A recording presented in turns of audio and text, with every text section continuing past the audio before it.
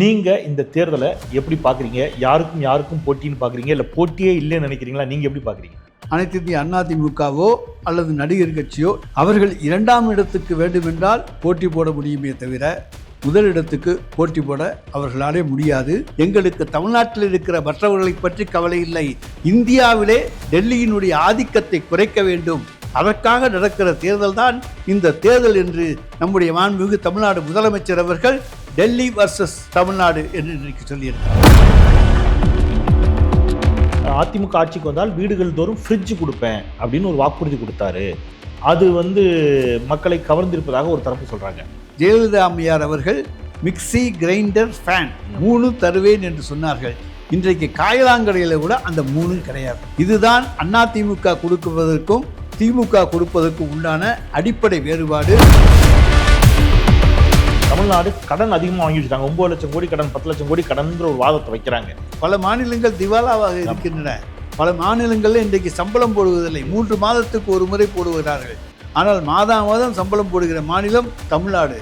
எனவே தமிழ்நாட்டை நாங்கள் திவாலாக ஆக்கவில்லை. இங்கே வளர்ச்சியைத்தான் கொண்டு வந்திருக்கிறோம். மக்கள் கையிலே பணப்புழக்கம் வேண்டும். அப்பொழுதுதான் பொருளாதாரம் செழிக்கும், நாடு வளம் பெறும்.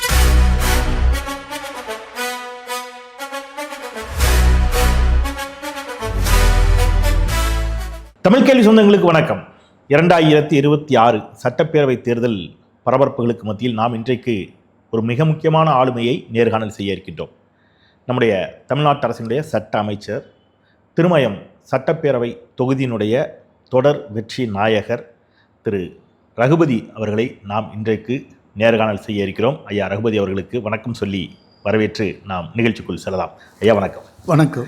ரொம்ப மகிழ்ச்சி உங்களை சந்தித்ததில். உங்களுடைய தொடர் பரபரப்புகளுக்கு மத்தியில், இந்த தேர்தல் பரப்புரை பணிகளுக்கு மத்தியில் எங்கள் அழைப்பிற்கு மதிப்பளித்து எங்களுக்காக ஒரு நேர்காணலுக்கு நேரத்தை ஒதுக்கி தந்தீர்கள். முதல்ல அதற்காக நன்றி. நான் 2-3 லேயராக வச்சுக்கலாம்னு நினைக்கிறேன் இந்த நேர்காணலை. 2026 தேர்தல் 4 முனை போட்டிங்கிறாங்க, சிலர் 2 முனை போட்டிங்கிறாங்க. புதிதாக வந்த நடிகர் ஒருவர் அவருக்கும் திமுகவுக்கு தான் போட்டிங்கிறாரு. நீங்கள் நீண்ட நெடிய அரசியல் அனுபவம் கொண்டவர், ஒன்றிய அமைச்சராக இருந்தவர். நீங்கள் இந்த தேர்தலை எப்படி பார்க்குறீங்க? யாருக்கும் போட்டின்னு பார்க்குறீங்க, இல்லை போட்டியே இல்லைன்னு நினைக்கிறீங்களா? நீங்கள் எப்படி பார்க்குறீங்க? அதாவது தேர்தல் களத்தை பொறுத்த வரைக்கும் இன்றைக்கு நம்முடைய மதசார்பற்ற ஜனநாயக முற்போக்கு கூட்டணி மிக வலுவாக இன்றைக்கு இருக்கின்றது. எனவே அதற்கு பக்கத்தில் வரக்கூடிய இடத்திலே கூட கொஞ்சம் சற்று தொலைவிலே தான் அனைத்து இந்திய அண்ணா திமுகவோ அல்லது நடிகர் கட்சியோ இருக்கிறது. அவர்கள் 2ஆம் இடத்துக்கு வேண்டுமென்றால் போட்டி போட முடியுமே தவிர முதலிடத்துக்கு போட்டி போட அவர்களாலே முடியாது.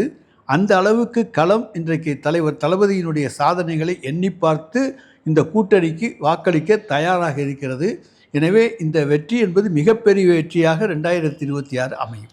நீங்கள் தமிழ்நாடு முதலமைச்சருடைய சாதனைகள் என்று பட்டியலிட்ட பொழுது நம்ம நிச்சயமாக அதை பேச போகிறோம். நீங்கள் எதெல்லாம் பிரதான சாதனைகளாக நீங்கள் உங்களுடைய பார்வையில் பார்க்குறீங்க அப்படிங்கிறத நம்ம பேசலாம். தமிழ்நாடு அரசினுடைய சாதனைகள் ஒருபுறம், நீங்கள் ஒரு அமைச்சராக, சட்ட அமைச்சராக சட்டத்துறையில் திராவிட முன்னேற்ற கழகம் செய்த சாதனைகளாக நீங்கள் எதெல்லாம் பார்க்குறீங்க? திருமயம் தொகுதியினுடைய சட்டப்பேரவை உறுப்பினராக நீங்கள் என்ன செஞ்சீங்க அப்படின்னு 3 விதமாக நான் உங்களுக்கு இருந்து கேட்டுக்கலாம்னு நினைக்கிறேன். முதல்ல சட்டத்துறை அமைச்சராக சட்டத்துறைக்கு திராவிட முன்னேற்ற கழகம் செய்த சாதனைகள் அப்படின்னு நீங்கள் எதெல்லாம் நினைக்கிறீங்க சார்? அதாவது இன்றைக்குமே திராவிட முன்னேற்ற கழகத்தினுடைய சட்டத்துறை என்பது கட்சி ரீதியிலே மிக வலுவாக ஒன்றாக அமைந்திருந்தது. உங்களுக்கு தெரியும், நம்முடைய எந்த வழக்குகளாக இருந்தாலும் அந்த வழக்குகளிலே வெற்றியை பெறுகிற ஒரு வழக்கறிஞர்களை கொண்டிருக்கக்கூடிய அமைப்பு தான் நம்முடைய வழக்கறிஞர் குழு. எனவே நான் சட்டத்துறை அமைச்சராக பொறுப்பேற்ற நேரத்திலே அந்த வழக்கறிஞர் குழுவிலே நிறைய கைதேர்ந்த சிறந்த வழக்கறிஞர்கள் அரசு வழக்கறிஞர்களாகவும், அரசு கூடுதல் வழக்கறிஞர்களாகவும், அரசு அட்வொகேட் ஜெனரல் போன்ற பதவிகளிலே நியமிக்கப்பட்டார்கள். இதில் மிகப்பெரிய வெற்றியாக நான் நினைப்பது, அன்றைக்கு ஓபிஎஸ் ஆட்சியிலே ஜல்லிக்கட்டுக்காக ஒரு சட்டம் கொண்டு வந்தார்கள். அதை பாராளுமன்றத்திலே நிறைவேற்றினார்கள். அதை அவர்கள் அன்றைக்கு அதிமுக தங்களுடைய சாதனை என்று சொன்னது. ஆனால் அதை எதிர்த்து பீட்டா அமைப்பு சுப்ரீம் கோர்ட்டிலே, உச்ச நீதிமன்றத்திலே வழக்கு தொடர்ந்தது. ஆனால் அந்த வழக்கை கைம்பட திறம்பட நடத்தி அந்த வழக்கிலே சிறந்த வழக்கறிஞர்களை நியமித்து கான்ஸ்டியூஷனுடைய ஃபுல் பெஞ்ச், 5 உச்ச நீதிமன்ற நீதிபதிகள் அடங்கிய அமர்விலே அந்த வழக்கை நடத்தி ஜல்லிக்கட்டுக்காக கொண்டு வந்த சட்டம் செல்லும் என்பதை நிரூபித்தவர் நம்முடைய தலைவர் தளபதி அவர்கள். எனவே அந்த சட்டம் செல்லாது என்று அன்றைக்கு நீதிமன்றம் சொல்லியிருக்குமே ஆனால் இவர்கள் கொண்டு வந்திருந்த அந்த சட்டம் செல்லாமல் போயிருக்கும். ஆனால் அந்த சட்டத்தை நிலைநிறுத்தியது நம்முடைய சட்டத்துறை, மாண்புமிகு தமிழ்நாடு முதலமைச்சர் அவர்கள் தந்த உற்சாகம், ஊக்கம். எனவே இதை நான் சட்டத்துறை அமைச்சராக இருந்த காலத்திலே இது கிடைத்தது ஒரு மிகப்பெரிய ஒரு வெற்றியாக நான் எண்ணுகின்றேன்.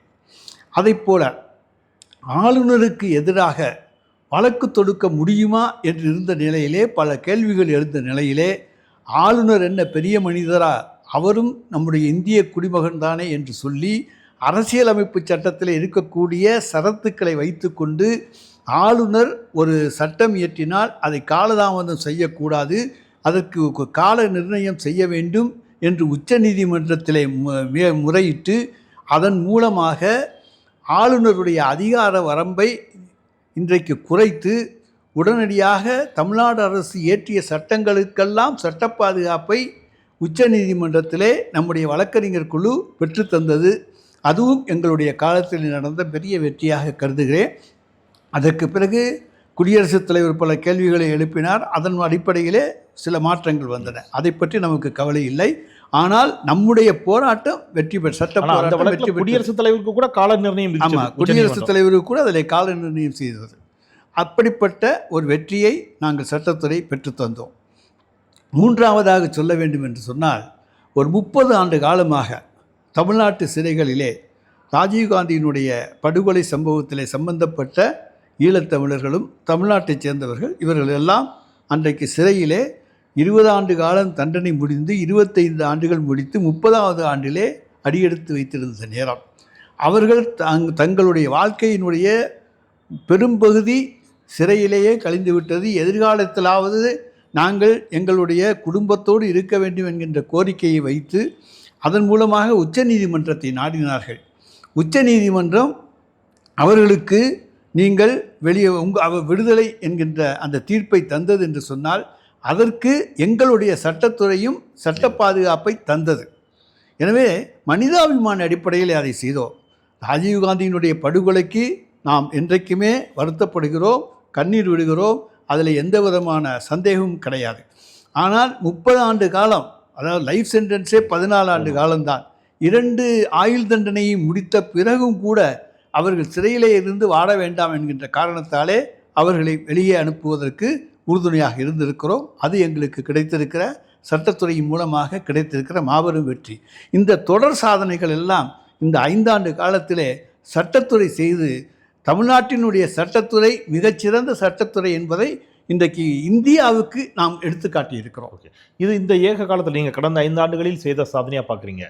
பொதுவாகவே பரவலாகவே நீங்கள் சொன்ன மாதிரி நீங்கள் அதை சொன்னனால திமுகவினுடைய சட்டத்துறை சட்ட அமைச்சர்கள் அப்படிங்கிறது வலுவான ஒன்று என்று சொல்லின்ற பொழுது எனக்கு அண்ணா, பெரியார் அண்ணாவில் தொடங்கி கலைஞர் வரைக்கும் பல நிகழ்வுகள் வந்து எனக்கு நினைவுக்கு வந்துச்சு.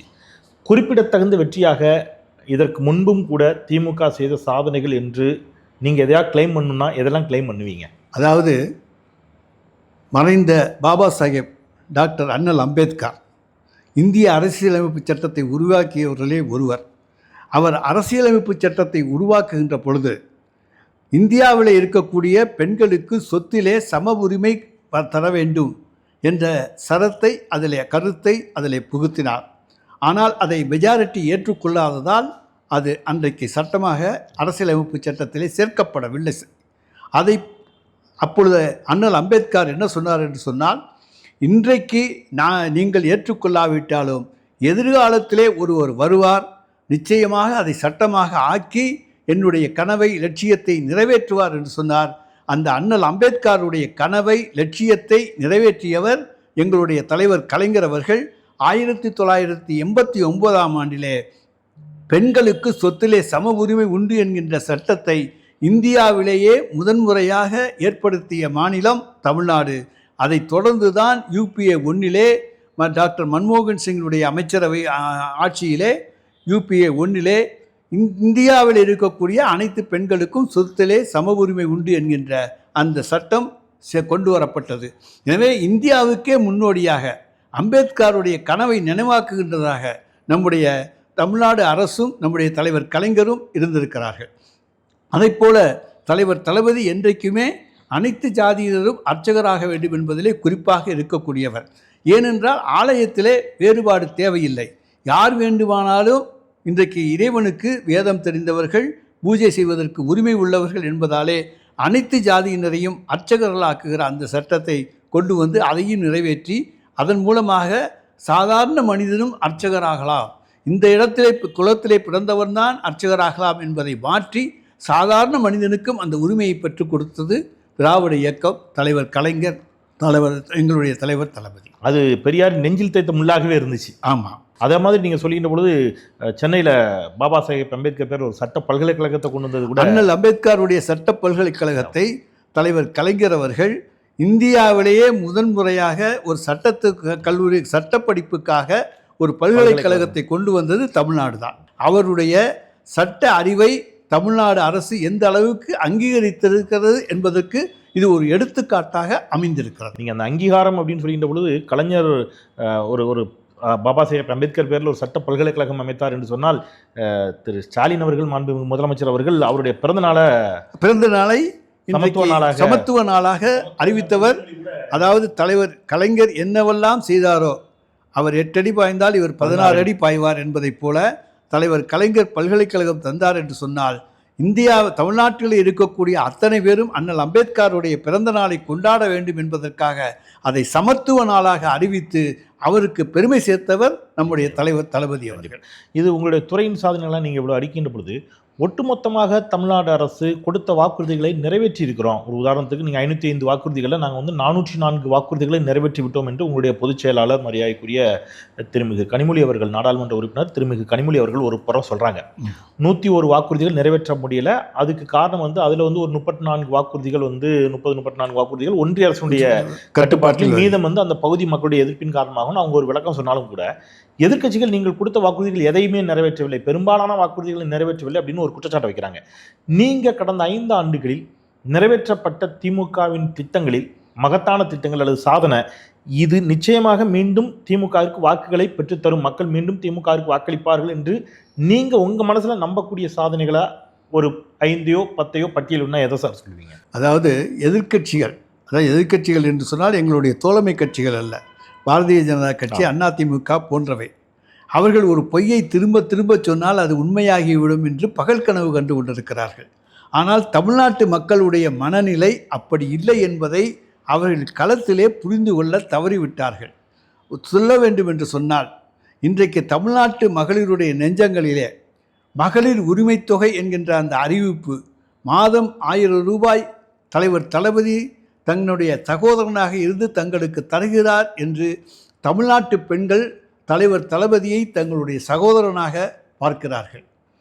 புதுமை பெண் திட்டத்திலே இன்றைக்கு உயர்கல்வி படிக்கிற பெண்கள் அவர்கள் தங்களுக்காக கல்வி தேவையை பூர்த்தி செய்து கொள்வதற்கு தலைவர் தளபதி தங்களுடைய தந்தையை ஸ்தானத்தில் இருந்து தங்களுக்கு மாதம் 1000 ரூபாய் உதவித்தொகை தருகிறார், உரிமை தொகையாக தருகிறார் என்று அவரை அப்பா என்று அழைக்கின்ற அந்த உரிமையை பெற்றிருக்கிற பெண்களாக அந்த புதுமை பெண் திட்டத்து பெண்கள் இன்றைக்கு இருக்கிறார்கள். தமிழ்நாட்டிலே கட்டணமில்லாத கலைஞர் விடியல் பேருந்து திட்டம், அதன் நகர பேருந்து திட்டத்திலே பயனடையாதவர்களே இல்லை என்று சொல்லத்தக்க அளவுக்கு லட்சோப பேர், பல கோடி பேர் இன்றைக்கு பயனடைந்திருக்கிறார்கள்.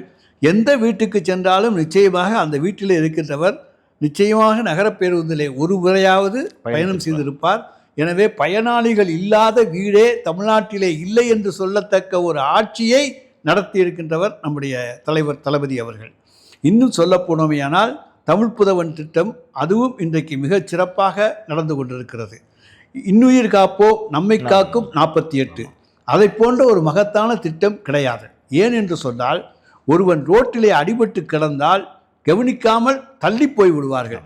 காவலர் நம்மளை பிடித்துக் கொள்வார்களோ, சாட்சி சொல்ல அழைப்பார்களோ என்று. ஆனால் அந்த நிலையை மாற்றி உடனடியாக அவர்களை எந்த மருத்துவமனையிலே சேர்த்தாலும் 48 மணி நேரத்துக்குள் அவர்கள் சேர்க்கப்பட்டால் அவர்களுக்கான எல்லா சிகிச்சைகளையும் அந்த மருத்துவமனை மேற்கொள்ள வேண்டும். அதற்கான பணம் அதிகபட்சமாக 2 லட்சம் ரூபாய் வரைக்கும் அரசே தரும் என்று சொல்லி லட்சோப லட்சம் உயிர்களை இன்றைக்கு காப்பாற்றி இருக்கிற அரசு தலைவர் தளபதியினுடைய அரசு. அதை கொண்டு போய் சேர்க்கின்றவனுக்கு நீ பயப்படாமல் கொண்டு போய் சேரு, உனக்கு இன்சென்டிவாக 5000 ரூபா தர்றேன்னு சொல்லி அவனையும் பொதுப்பணிகளை ஈடுபடுத்தி இருக்கிற அரசும் தலைவர் தளபதியினுடைய அரசு. அதே போல் இன்றைக்கு இல்லம் தேடி கல்வி திட்டம், அதே உயர்கல்வி திட்டம், இவையெல்லாம் நீங்கள் இணைத்து பார்த்தீர்களானால் யார் யாரெல்லாம் இடைநிற்றலில் கரோனா காலத்தில் கல்வி படியாமல் நின்றார்களோ அவர்களை எல்லாம் தேடி சென்று அவர்களை மீண்டும் பள்ளிக்கு அழைத்து வந்து அவர்களை படிக்க வைத்த பெருமையும் இன்றைக்கு நம்முடைய தலைவர் தளபதி அவர்களையே சாரும். அதே போல் வைத்திய உதவி என்று எடுத்துக்கொண்டோம் என்னால் இல்லம் தேடி மருத்துவம், ஒவ்வொரு வீட்டுக்கும் சென்று ஒரு நர்ஸோ ஒரு டாக்டரோ போய் பார்த்து அவங்களுக்கு பிபி சுகர் இருக்கான்னு பார்த்துட்டு அது 2க்கும் அவர்கள் மருத்துவம் கொடுத்து மாத்திரை மருந்துகள் கொடுத்து விட்டு 3 மாதங்கள் போய் பார்த்து விட்டு அதற்கு பிறகு நீங்கள் அருகில் உள்ள ஆரம்ப சுகாதார நிலையத்திலே வாங்கி கொள்ளுங்கள் என்று குறிப்பேடை கொடுத்து விட்டு வந்து விடுகிறார்கள். அவர்களும் மகிழ்ச்சியோடு 1 மாதம் முடிந்தவுடன் அடுத்த மாதத்துக்கான மருந்தை வாங்கி கொள்கிறார்கள். இப்படி மக்களை காப்பாற்றுகிற மகத்தான திட்டங்களை எல்லாம் செய்திருப்பவர் நம்முடைய தலைவர் தளபதி அவர்கள். அதை போல நம்முடைய இளந்தலைவர் உதயநிதி ஸ்டாலின் அவர்கள் விளையாட்டுத்துறையை இன்றைக்கு இந்தியாவிலேயே முதலிடமாக தமிழ்நாடு இருக்கிறது என்று கொண்டு வந்திருக்கின்றவர். அவரை போல விளையாட்டை உற்சாகப்படுத்துகிற ஒரு அமைச்சரை, ஒரு துணை முதலமைச்சரை பார்க்கவே முடியாது.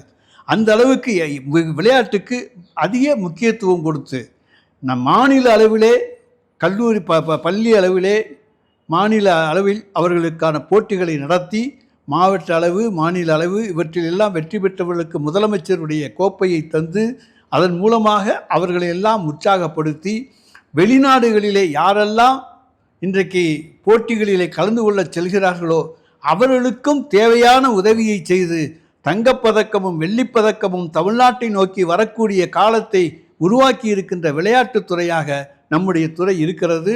ஏன்னா கடந்த காலத்தில் பஞ்சாப் தான் இருக்கும், ஆனால் இன்றைக்கி எல்லாத்தையும் பீட் பண்ணி தமிழ்நாடு முதலிடத்துக்கு வந்திருக்கிறோம். இன்னும் ஒன்றையும் சொல்லப்போனால் சமீபத்திய செய்தி, குஜராத் மாநிலம் ஜவுளி உற்பத்தியிலே இந்தியாவிலே முதன்மையான இடத்தில் இருக்கக்கூடிய மாநிலம், ஏற்றுமதியிலே முதலிடம். ஆனால் 2024-25 ஜவுளி ஏற்றுமதியிலே இந்தியாவிலேயே முதலிடம் தமிழ்நாடு என்று கொண்டு வந்தவர் நம்முடைய தலைவர் தளபதி அவர்கள். அதற்கு ஈரோடும் திருப்பூரும் கரூரும் கோயம்புத்தூரும் உறுதுணையாக இருந்தன. அவர்களையெல்லாம் அவர் உற்சாகப்படுத்தியதனுடைய விளைவு இன்றைக்கு இந்தியாவிலேயே இந்தியாவினுடைய மான்செஸ்டர் தமிழ்நாடு தான் என்று சொல்லக்கூடிய அளவுக்கு இன்றைக்கு நம்முடைய ஜவுளி தொழில் வளர்ச்சி அடைந்திருக்கிறது. அது ஒரு உச்ச நிலைக்கு சென்றிருக்கிறது. முதலிடத்தை நாடி இருக்கிறோம். இன்னும் சொல்லப்போனோம் ஆனால் பொருளாதார வளர்ச்சியிலே எடப்பாடியினுடைய ஆட்சி கால முடிவிலே நம்முடைய பொருளாதார வளர்ச்சி என்பது 0.07. ஆனால் இன்றைக்கு இந்த 5 ஆண்டு காலத்திலே அட்சய பாத்திரத்தை நம்முடைய தலைவர் தளபதி கையிலே வைத்திருந்தாரோ அவர் கவிழ்க்கின்ற பொழுதெல்லாம் பணமாக வருகிறதோ என்று மக்களெல்லாம் எண்ணக்கூடிய அளவுக்கு பல்வேறு மக்கள் நல திட்டங்களை எல்லாம் தந்து அதன் மூலமாக மக்களிடத்திலே சிறந்த பொருளாதார அதாவது பணப்புழக்கத்தை ஏற்படுத்தி இந்தியாவிலே பொருளாதாரத்திலே முதலிடத்தை இந்த ஆண்டிலே நாம் பெற்றிருக்கிறோம். 11.19% வளர்ச்சியை பெற்றிருக்கிறோம் என்று சொன்னால் அதற்கும் தலைவர் தளபதி அவர்கள் எடுத்துக்கொண்ட முயற்சிகள் தான் அடிப்படை காரணம். எனவே இத்தகைய திட்டங்களால் தான் இன்றைக்கு தமிழ்நாடு உயர்ந்து நிற்கிறது. எனவே தான் தலைவர் தளபதி அவர்கள் சொல்கிறார்கள், தமிழ்நாடு யாருக்கும் தலைவணங்காது, தலைகுனிய மாட்டோம், தலை நிமிர்ந்து நிற்போம். இந்த தேர்தல் என்பது டெல்லிக்கும் தமிழ்நாட்டுக்கும் நடக்கின்ற தேர்தல். எங்களுக்கு தமிழ்நாட்டில் இருக்கிற மற்றவர்களை பற்றி கவலை இல்லை. இந்தியாவிலே டெல்லியினுடைய ஆதிக்கத்தை குறைக்க வேண்டும், அதற்காக நடக்கிற தேர்தல் தான் இந்த தேர்தல் என்று நம்முடைய மாண்புமிகு தமிழ்நாடு முதலமைச்சர் அவர்கள் டெல்லி வர்சஸ் தமிழ்நாடு என்று இன்றைக்கு சொல்லியிருக்கிறார். இதில் நீங்கள் இவ்வளோ திட்டங்களை அடிக்கினாலும் கூட ஒரு வாதம் வைக்கிறாங்க. குறிப்பாக இப்போ எடப்பாடி பழனிசாமி அவர்கள் அதிமுக ஆட்சிக்கு வந்தால் வீடுகள் தோறும் ஃப்ரிட்ஜ் கொடுப்பேன் அப்படின்னு ஒரு வாக்குறுதி கொடுத்தாரு. அது மக்களை கவர்ந்திருப்பதாக ஒரு தரப்பு சொல்கிறாங்க. இன்னொரு புறம் திராவிட முன்னேற்ற கழகம் 8000 ரூபாய் கூப்பன் கொடுப்பதாக சொல்லியிருக்கிறது. இதில் மக்கள் யாருடைய வாக்குறுதியை நம்புவார்கள் அப்படின்னு நினைக்கிறீங்க? அந்த ஃப்ரிட்ஜ் அப்படிங்கிற வாக்குறுதியை மக்கள் எந்த அளவிற்கு நம்பக்கூடும் அல்லது அதை நம்பாமல் அதை புறந்தள்ளக்கூடும்? உங்களுடைய பார்வை என்ன? 2006 தலைவர் கலைஞர் அவர்கள் வண்ணத் தொலைக்காட்சி பெட்டி வழங்கப்படும் என்று சொன்னார். அதை நிறைவேற்றி காண்பித்தார். பல்லாண்டு காலம் அந்த வண்ணத் தொலைக்காட்சி பெட்டி ஓடியது. இன்றைக்கு கூட சில இடங்களிலே அந்த வண்ணத் தொலைக்காட்சி பெட்டி இருக்கிறது. அதை அடிப்படையாக கொண்டு 2011 ஜெயலலிதா அம்மையார் அவர்கள் மிக்சி, கிரைண்டர், ஃபேன் 3 தருவேன் என்று சொன்னார்கள். இன்றைக்கு காயலாங்கடையில் கூட அந்த 3 கிடையாது. இதுதான் அதிமுக கொடுப்பதற்கும் திமுக கொடுப்பதற்கும் உண்டான அடிப்படை வேறுபாடு. எனவே அதிமுக, அதுவும் எடப்பாடி பழனிசாமி, நான் ஃப்ரிட்ஜு தருகிறேன் என்று சொன்னால் மக்கள் நம்ப தயாராக இல்லை. ஏன்னா அவங்களுக்கு பழைய கிரைண்டர், மிக்சி, ஃபேனு இதெல்லாம் ஞாபகத்துக்கு வருது. காயலாங்கடையில் கூட வாங்க மாட்டேன்ட்டான், பேரிச்சம்பளத்துக்கு போட வேண்டிய வேலையாக போய்விட்டது. எனவே நிச்சயமாக அதை மக்கள் நம்பவில்லை, நம்ப மாட்டார்கள் களத்திலே.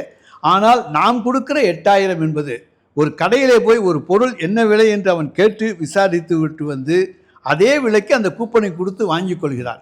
இதில் ஏமாற்று வேலை கிடையாது. நான் போய் ஒரு கடையில் எனக்கு இந்த பொருள் வேணும் அப்படின்னு கேட்குறேன். அவங்க வந்து 12,000, 10,000, 8,000ங்கிறாங்கன்னா இதை விலையை ஃபிக்ஸ் பண்ணிட்டு வர்றேன். அப்போ நான் கூப்பனை காமிக்கலை. ஆனால் அதுக்கு பிறகு நான் போய் அந்த கூப்பனை கொடுக்குற பொழுது அந்த கூப்பன் 8000 ரூபாய் மதிப்பை எனக்கு அங்கே தருகிறது. அதை மக்கள் நம்புகிறார்கள். அவங்களுடைய ஃபேன் இதெல்லாம் சொன்னீங்க, மிக்சி இதெல்லாம் எவ்வளவு மோசமாக இருந்துச்சு, தரமட்டதாக இருந்துன்னு சொல்லிக்கிற பொழுது கடந்த 2016 அவங்க தான் வெற்றி பெற்றாங்க. அப்போ ஒரு வாக்குறுதி கொடுத்தாங்க, எல்லா வீடுகளுக்கும் செல்ஃபோன் கொடுப்போம் அப்படின்னு சொன்னாங்க. அதை நிறைவேற்றவே இல்லை. ஸோ அது கூட ஒரு விதத்தில் மக்கள் மத்தியில் அதிமுகவின் வாக்குறுதிகளை நிறைவேற்றவில்லை. திமுக தன்னுடைய வாக்குறுதி இன்னொன்று சொல்ல போனோம்னா 2019 நாடாளுமன்ற தேர்தலுக்கு முன்னாலே எடப்பாடி பழனிசாமி ஒரு அறிவிப்பை தந்தார். தமிழ்நாட்டில் இருக்கக்கூடிய 60 லட்சம் குடும்பங்களுக்கு, வறுமை கோட்டுக்கு கீழே இருக்கக்கூடிய 60 லட்சம் குடும்பங்களுக்கு மாதம் 2000 ரூபாய் வழங்கப்படும் என்று அறிவிப்பை தந்தார். அதுக்காக மிகப்பெரிய விழா, ஒரு 1.5 கோடி 2 கோடி ரூபாய் செலவு பண்ணி நடத்தினார். மேடையில் 18 பேருக்கு 2000 ரூபா கொடுத்தார், 36,000 ரூபா. அடுத்த மாதம் பார்த்தா அந்த 18 பேருக்கும் வரல, 60 லட்சம் பேருக்கும் வரல. போய் கேட்டாங்க, இப்போ தேர்தல் வந்துருச்சுன்னாரு. தேர்தல் முடிந்த பிறகு போய் கேட்டார்கள், கையிலே பணம் இல்லை, தர முடியாது என்று விட்டார். எனவே அந்த அனுபவம் மக்களுக்கு இருக்கிறது. எனவே நிச்சயமாக எடப்பாடி பழனிசாமி எதை சொன்னாலும் செய்ய மாட்டார், முடியாது என்று மறுத்து விடுவார் என்கின்ற நம்பிக்கை தமிழ்நாட்டு மக்களுக்கு இருக்கிறது. எனவே எங்களுக்கு அதை பற்றி பயமே கிடையாது. அப்புறம் அவங்க வைக்கிற ஒரு குற்றச்சாட்டை மட்டும் கேட்டுட்டு நான் அவங்க தொகுதி விவகாரம் குறித்து வரேன். கடன் ஆக்கிட்டாங்க, எல்லாம் கொடுக்குறேங்கிறாங்க. எங்கே நிதி இருக்குது? தமிழ்நாடு கடன் அதிகமாக வாங்கி வச்சுட்டாங்க. 9 லட்சம் கோடி கடன், 10 லட்சம் கோடி கடன்கிற ஒரு வாதத்தை வைக்கிறாங்க. இதை நீங்கள் என்ன எப்படி பார்க்குறீங்க? எதிர்க்கட்சியோட இந்த குற்றச்சாட்டு? அதாவது நம்முடைய வளர்ச்சி என்பதற்கு பொருளாதாரம் தேவை. அது அந்த 3.2%, அந்த 4% கீழே கடன் வாங்கலாம் என்று இந்திய ரிசர்வ் வங்கி தந்திருக்கிறது.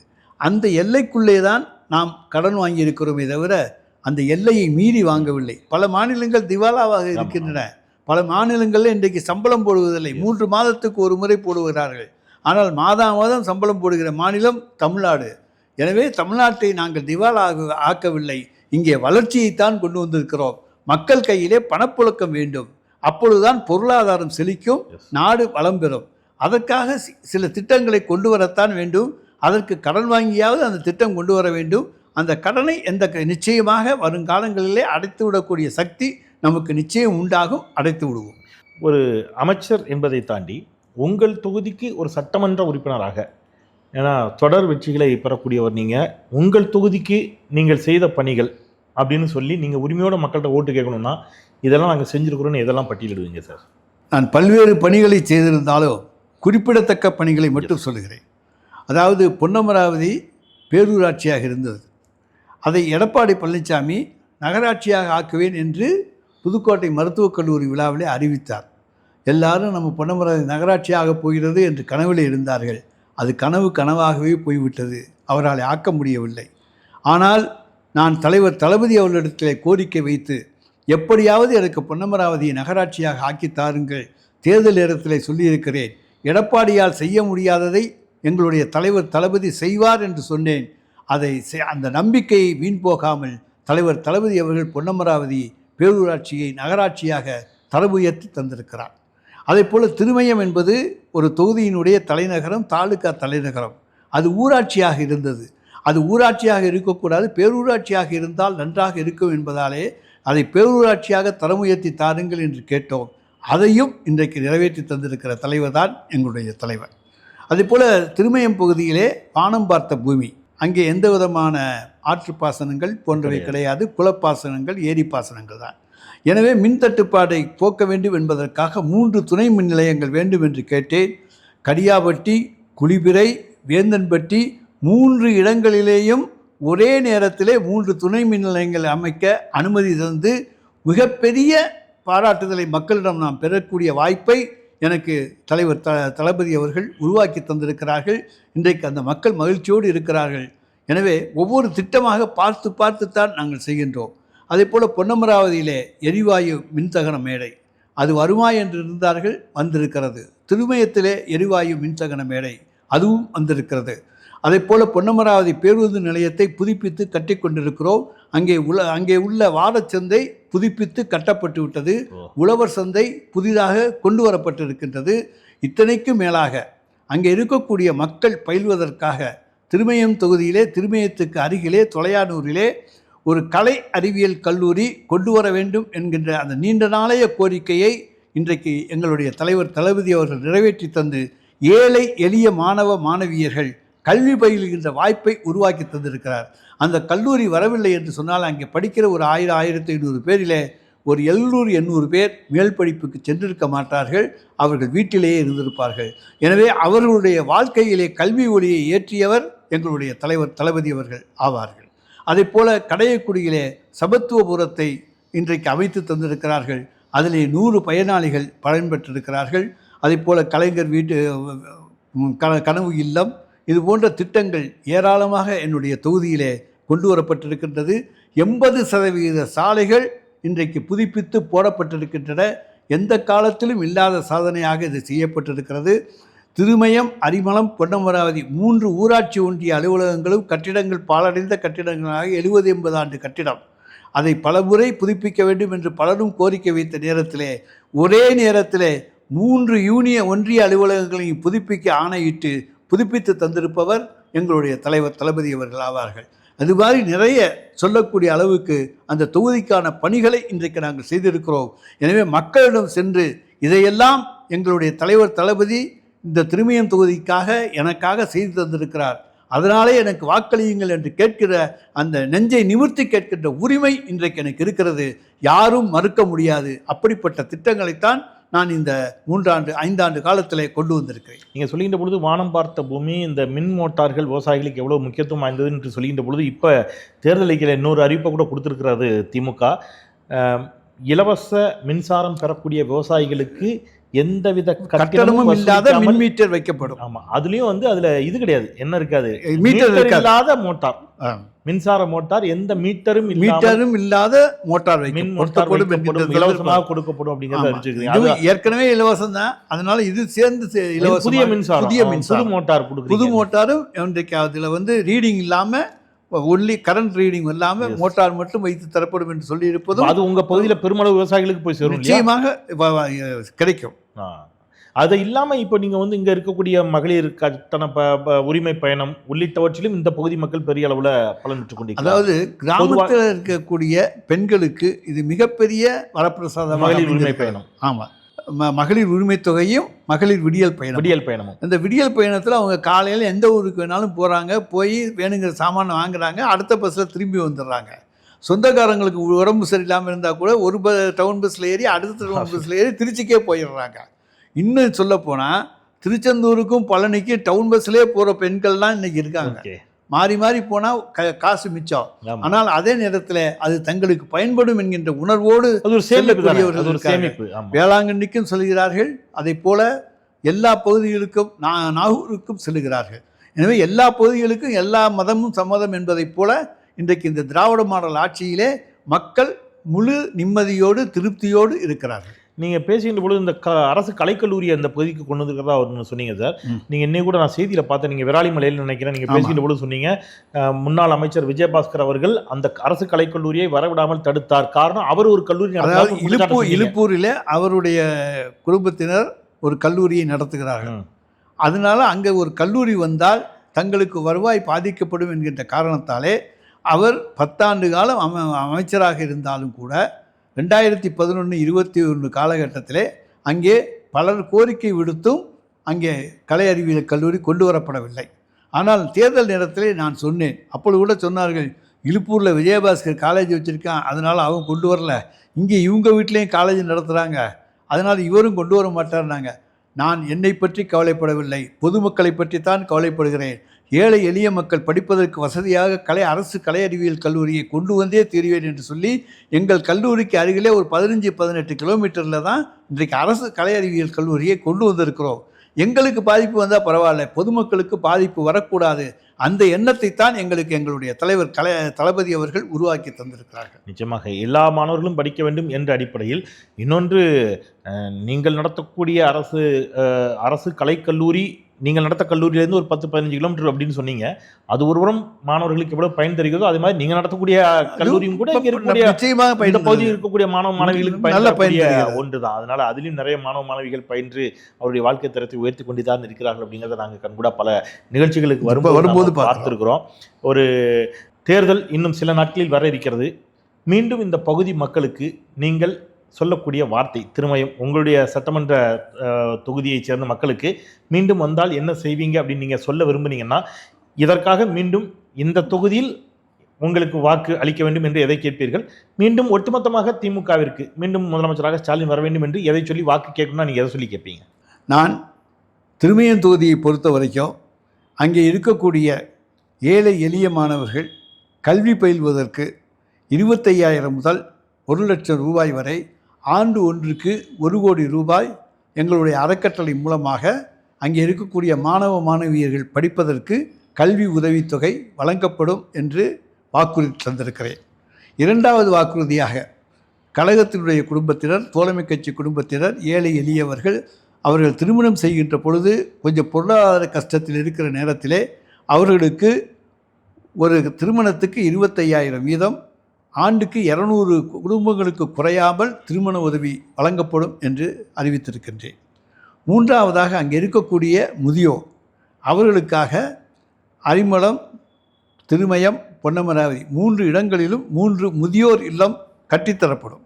கட்டி அரசிடம் ஒப்படைக்க முடிந்தால் ஒப்படைப்போம், அல்லது மிக குறைந்த கட்டணத்தில் நாங்களே எங்களுடைய அறக்கட்டளை மூலம் நடத்துவோம் என்று வாக்குறுதி அளித்திருக்கிறேன். அதே போல் மாணவியர் விடுதி, சொலையானூரில் இருக்கக்கூடிய கல்லூரிக்கு அங்கே இருக்கக்கூடிய ஏழை எளிய மாணவியர், அவங்களுக்கு மாணவியர் விடுதியை சமூக நல விடுதியாக கட்டித்தருவோம். அதை அரசிடம் ஒப்படைத்து அதை அரசே அந்த பிற்பட்டோர் நலத்துறை மூலமாக நடத்துவதற்கு வழிவகை செய்வோம். அதே போல் அரிமளம், காரையூர், பொன்னமராவதி 3 இடங்களிலும் மேல்நிலைப்பள்ளி வரை படிக்கின்ற மாணவிகள் படிக்கின்ற வகையிலே 3 மாணவியர் விடுதி, சமூக நல விடுதிகளை கட்டித்தருவோம். அதை அரசிடம் ஒப்படைத்து அதன் மூலமாக அவர்கள் கல்வி பயில அது உறுதுணையாக இருக்கும்.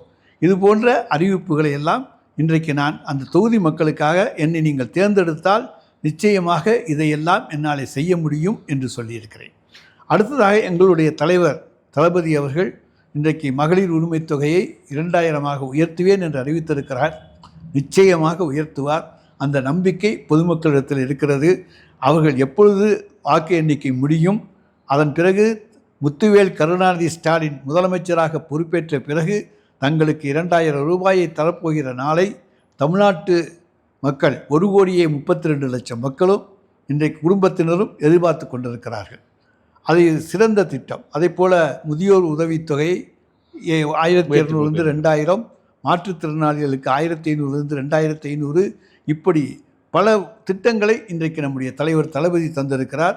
அதில் சிறப்பான திட்டம், வருமான வரி கட்டாத அனைத்து குடும்பங்களுக்கும் 8,000 ரூபாய்க்கு கூப்பன் தரப்படும். அவர்கள் விரும்பிய பொருளை வாங்கி கொள்ளலாம் என்பது.